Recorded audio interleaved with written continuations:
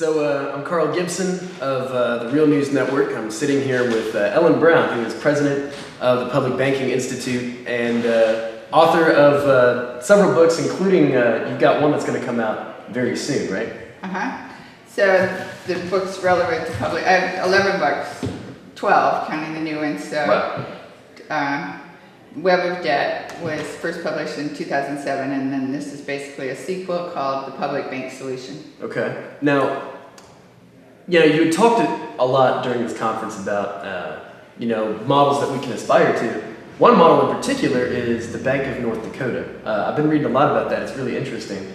And this is a state-run bank that is actually doing pretty well in North Dakota, right? It's doing great. Yeah, well, North Dakota itself is the only state that completely escaped the credit crisis. So every year since 2008, they've had a very nice budget surplus. They have the lowest unemployment rate in the country, the lowest default rate on loans, the lowest foreclosure rate, and the most banks per capita. So the Bank of North Dakota does not compete with the local banks or gobble up the local banks like the Wall Street banks are doing, but it actually supports the local banks. It's sort of a mini Fed for the state. Well, and I know the Bank of North Dakota has a network of like 80 community cooperative public banks too, right? All over the state of North Dakota? No, I don't think so. It's the only publicly owned bank, and the rest are local community banks. But it stores the tax revenues of municipalities. And Oh, counties right. and Yeah, it states. takes all the government. Well, no, actually, I think that the municipality revenues go in the local banks. They do that to help the local banks. The state revenues go in the Bank of North Dakota, and then the municipalities. Normally, a small bank isn't interested in taking a local government's revenues because they have to come up with an equal sum in securities or in collateral, and that means they can't lend out that money. So it doesn't really do them any good, they're just. But because the Bank of North Dakota guarantees the deposits, they don't need to come up with the collateral, and therefore they're able to use those deposits for lending. Well, and you had mentioned in your talk a couple nights ago, you said that the Bank of North Dakota and public banking in general is so much safer than private banks in terms of not just return on investment, but also avoiding risk of losing it all in a financial collapse, right? Like public banks are a lot safer historically. Yeah, well, there have been studies. We had one speaker, Kurt von Mettenheim, who that's what he does. He's a professor, and he's done studies and finding globally 40% of banks globally are publicly owned. A shocking fact. I mean, who would have known? And these are largely in the BRIC countries: Brazil, Russia, India, and China, which house 40% of the global population. They also all escaped the credit crisis. I've forgotten the question. Well, because you're talking about how much safer it is to keep public banks. Yeah, so his findings were that public banks overall are not only better for the economy, like working with the public interest, and more efficient and safer, but also more profitable, which is unbelievable that they would be more profitable. But and they don't engage in like risky gambling on Wall Street, like in the derivatives market or in credit default swaps. They traditionally stay away from that. Yeah. Well, right now, banks are thinking they're pretty secure. Governments are thinking they're pretty secure because banks are required to keep an equal sum in collateral. So their deposits are securitized. But the catch is, or they're secured. But the catch is that derivatives claims have super priority in bankruptcy. Bank of America and JP Morgan, which is where they're likely to have their money, they put their money in big Wall Street banks because the local banks aren't big enough and don't have the collateral. So JP Morgan and Bank of America are big derivatives banks. They both have over $70 trillion in derivatives. They have over $1 trillion each in deposits. The FDIC insurance fund only has $25 billion in it. And derivatives have super priority in bankruptcy. That means they go first. They would take the collateral before anybody else. Well, if you had another big derivatives bust, like what we had in 2008, which cost the taxpayers $700 billion, that's going to wipe out any collateral, and there's not going to be anything left for the state and local governments. The FDIC fund, well, of course, that only insures $250,000, but previously they had said not to worry, that they had this sort of very extensive credit line with the Treasury, a short-term credit line. And they actually hit up that credit line in 2009, but I think they went $8 billion over budget. But that money had to be paid back by the member banks. And that was quite difficult. Just that sum was quite difficult for the smaller banks. Now, if you had a really large derivatives collapse, who's going to pay that back? Even if the credit line is there, and that's questionable because the Dodd-Frank legislation says that we, the taxpayers, are not going to be responsible in the future for it's most types of derivatives. There's some derivatives they consider okay, but the speculative gambling type of derivatives we're not going to cover, and those are the ones that they're liable to get in trouble for. Well, I wanted to ask you about a specific kind of local banking initiative I was reading about in Vashon Island, Washington. I think the Puget Sound Community Credit Union just merged with another local community credit union that Bill Moyer, the Backbone campaign, had helped create. And now that community bank actually has, I think, $20 million in deposits from the community in Vashon Island, and 16% of the community actually has their money invested in that. Bill Moyer was telling me that the community of Vashon Island had embraced it so much that there was a Chase Bank branch that was there, and that was actually driven out of business, and then all their employees went to work for this community credit union. Now, I wanted to ask you, a model like that, since cities and states can make their own banks and charter their own banks, is that kind of a model that we can aspire to at the local level? Any level, even a university could set up its own bank. What you want, the advantage of a public institution doing it is they already have a huge revenue base. They have lots of capital. So you're basically putting your deposits in your own bank and then leveraging your capital. You're basically doing what banks do, which is double their money, because you can lend out the money even though it's still there on deposit. And the way that works, so it's the way banking generally works, is that the banks are one big system, so they can always find the money. So basically what a demand deposit is they say, in effect, we don't have it because we just lent it out to somebody else. But if you demand it, we'll get it. And they can get it because they can borrow it overnight from wherever it just went to. So you have several banks creating money as loans at the same time, and those checks can be going into each other. So you only have to balance your books. So you've got checks coming in and checks going out. So you only have to worry about the difference, and you can borrow that somewhere overnight. Now, and you had also mentioned that, for example, if the state of California was to create its own public bank in the model that North Dakota has, because you said that the state of North Dakota has a population that's the fraction of the size of LA County. And so, proportionally, if the state of California was to do something like that, talk about how that would rev up the local economy and revenue base here. The Bank of North Dakota returns $30 million a year, or has in the last decade, to the state. So it's a big revenue maker. And if you figure the population of North Dakota is 670,000, I've forgotten what ours is, do you know? The effect of California having its own public bank? No, the population, is it? Yeah, I think it's like 500,000 or 600,000. Oh no, I think it's more than that. The actual population. Anyway, our population is huge relative to their population. So I honestly, if you scale that from what they've got in deposits to what we could have on deposits, we could have $70 billion on deposit, I think I figured. So that you could then have $70 billion in loans, less your reserve requirement. So you could do a lot of stuff with $70 billion in loans, and you still got your $70 billion there on deposits. So that's the catch, that you can double your money. Well, and in the form of credit. And I've heard about the concept of of infrastructure banks. I think Senator Chuck Schumer in New York was trying to create money for an infrastructure bank. But if you have public banks like what you just described in California, where we'd have $70 billion in deposits, that could be money that's returned to the taxpayers in the form of infrastructure repairs, money for schools, healthcare, roads, bridges. I mean, it seems like there's a lot of opportunity for job growth in general under the public banking model. Yeah, there's so much we could do in California.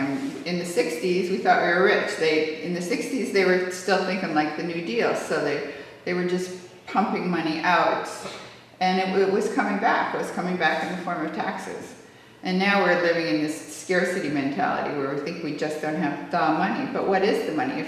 If you understand that money is just a monetization of future productivity or the future potential of the borrower, you could create credit for anything. And there are other models in other countries, like the Commonwealth Bank of Australia, and starting in 1912, they figured out that the private banks had gotten into big trouble. They were in a big depression, and they said, the private banks aren't working. We need to do it as a public bank.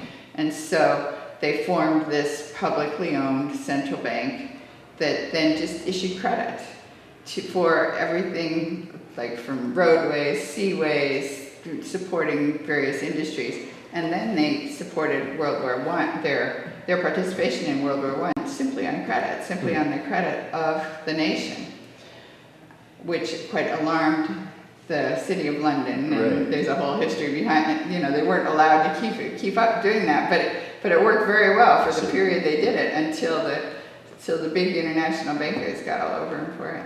Well, speaking of big international bankers and monetary reform, the Federal Reserve, really since the drawing up of the Federal Reserve Act, the branch in Washington and their 12 regional branches really have a monopoly on our money supply. And so I know a lot of the concept of public banking is also about monetary reform and currency reform. So, I mean, as perfect as the Bank of North Dakota model is, I mean, they still have to borrow money from the private banking cartel because they have a monopoly on our money supply. But I wanted to ask you, through public banking and community initiatives that help people take the banking process back from Wall Street, is there also a way to take control of the money supply away from the Fed and from the private banks? Well, I don't think North Dakota they don't really have to borrow. They get their tax money in, and that's their revenue base. They put the revenues in the bank, and they've already got a huge capital base that they've built over since 1919 when the bank was first formed. So then they lend from their deposits, which are their own revenues. So they really only have to borrow for liquidity purposes, actually to help out all the little banks, because they are the mini Fed for the states. So for that, they do have a credit line with the Federal Home Loan Board. But they're not really dependent on borrowing from, they were dependent on out-of-state borrowing, and that's why they set up their own bank, because they were losing their homes to the Wall Street bankers, and they realized that this was not necessary. They could cut out the middleman, leverage their own money, and have their own credit machine. Well, I guess a better way to ask that question would be a way that we can, nationalize the Fed and make them publicly accountable to where that can kind of be the main engine for us investing our tax dollars for getting that money back for infrastructure, making this North Dakota model happen on a national scale. Like, what would be the best way to go about that? Yeah, they should definitely, theoretically, people think the Federal Reserve is federal, but of course it's not. It's composed of 12 branches, all of which are 100% owned by the banks in their district, and they control it. Alan Greenspan famously said, he was asked in an interview what his relationship to Bill Clinton was, and he said, the chairman of the Federal Reserve answers to no one. So they pride themselves on being supposedly independent, but they're not really independent. They answer to the big banks that they sit on the boards that then elect the board chairman, and they're the ones that they answer to. And so to make it a truly public bank, you want to get control back in those people we elected, which means Congress. So you want it to be answerable to Congress and the president. And there are models in other countries that are, for example, Venezuela. In Ecuador, the central bank, the government actually owns the oil company. So the profits from the oil company are used to fund the central bank, which then uses that money for all the things that are needed in the... So it's nationalizing the main industry and then using the central bank as the people's storage of tax dollars, essentially. Yeah, and to turn that money into credit that you can then use for all the things that the public needs. So they're there to serve the public interest, and they do serve the public interest. But the very concept of letting your government actually own something that could make some money on its own, we wouldn't have to pay taxes if we let our government own a few businesses. But we think that that's socialist. But we're actually just hanging ourselves, while these other countries that have figured this out, that they can fund, they don't need to borrow from private banks that are taking 40% of profits from 40% of corporate profits. They can set up their own bank, save the 40%, and direct that credit to where the economy needs it, rather than allowing big banks to turn it toward their cronies or do speculative, risky things with it and not channel it into the local businesses. And I have one more question, because you had talked about how we're living in this austerity mentality right now, where we're trying to spend less and invest less in the public. It seems like that the public banking model, and especially in other countries, is actually a really solid refutation of that ideology, to where by investing the public's resources in a public bank, that state and that nation can then invest that money. And so it seems like that's a way to address root causes of joblessness and poverty and a lot of other global issues. I mean, talk a little bit about how this is really striking at that root cause. Well, the mandate of the banks right now under the Global Financial Stability Board is to maintain the stability of the banking system itself. So we're sacrificing everything to keep these big banks alive, basically, and we can definitely see that in these bail-in policies where they're going to take our deposits to keep their doors open instead of, it should be the other way around. But it hasn't always been that way. We've had, in the 1930s, the mandate was full employment, and it really was. I mean, theoretically, that's one of the mandates of the Federal Reserve, but they're not doing the things that it would take to actually create full employment. They pretend to be stimulating the economy with quantitative easing, but they're not. That money does not get into the economy. What would stimulate the economy would be what Elizabeth Warren is recommending with this education bill, where she's saying if the Fed can make loans at 0.75%, and we just learned that they made at least 16 trillion in these loans, the Fed could do the same thing for the students, and then you would get money that would actually stimulate the economy, because who better than students? These are the young people, these are the people that shop, that need the new cars and the new houses, and they need to furnish the homes, and they're just starting out in life, and those are the consumers not that we want to encourage a consumer economy, but I mean, those are the customers that really need these things, that will get businesses busy hiring, because they now have the customers. You got to have the customers before you can hire. So there's definitely a way that you can use the credit power of the Federal Reserve, of the central bank. But it's not really a question of ownership, because there are central banks that are theoretically fully publicly owned, and they're still doing quantitative easing like we're doing it. Well, and you had talked about college students. I want to ask you one more question here, specifically relating to that, because you mentioned earlier in this interview that it would be really easy for a university to start its own bank with its own assets and endowment. So what I wanted to ask is, UC Davis, back in Yolo County, they had a big protest a couple years ago, and Occupy UC Davis was trying to drive away a U.S. bank. And, of course, you read all about the police response to that. But I wanted to ask, hypothetically, if UC Davis or UC Berkeley or any of these colleges around here had their own public bank that was funded by the university and its endowments and its investments, and I just wanted to know what specific ways could that benefit the student body and help enrich that local economy? Well, for starters, if you borrow from your own bank, you save, according to Margaret Kennedy, a German researcher, Between 35 and 40% on the cost of public projects. So, and that's what universities do, you know, they're always building things and they've got big debts that are left over from all this infrastructure that they built. So you could save a lot of money right there. I think they could give interest-free loans to students. They do that in Australia and New Zealand, and it works out very well. It's like what Elizabeth Warren's saying, but it's not like you're giving them free money. You're just giving them interest-free money, which means you're giving them an advance on their education and the fruits of their education. It's like, we'll pay for it, and then you pay us back after you get a job. And the amount that they borrowed, not, you know, a specific Exactly. amount plus interest to pay to a private bank. Yeah, so in other words, it's learn now, pay later plan. And in Australia and New Zealand, if they don't get a job, they don't have to pay. They only have to pay when they can afford it.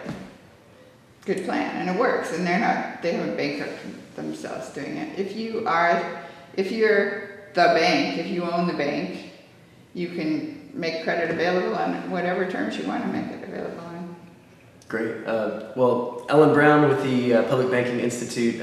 Also, Ellen, when is your next book dropping? Is there a specific date that you have ready? Not to rush art, but... Yeah, well, it's at the printers. So Okay. I think 2 weeks should Okay. be available in 2 weeks, yeah. Sure. Well, 2 weeks, look for Ellen Brown's new book. Ellen Brown is president of the Public Banking Institute. And Ellen, thanks again for talking to me. Really appreciate it. Thank you.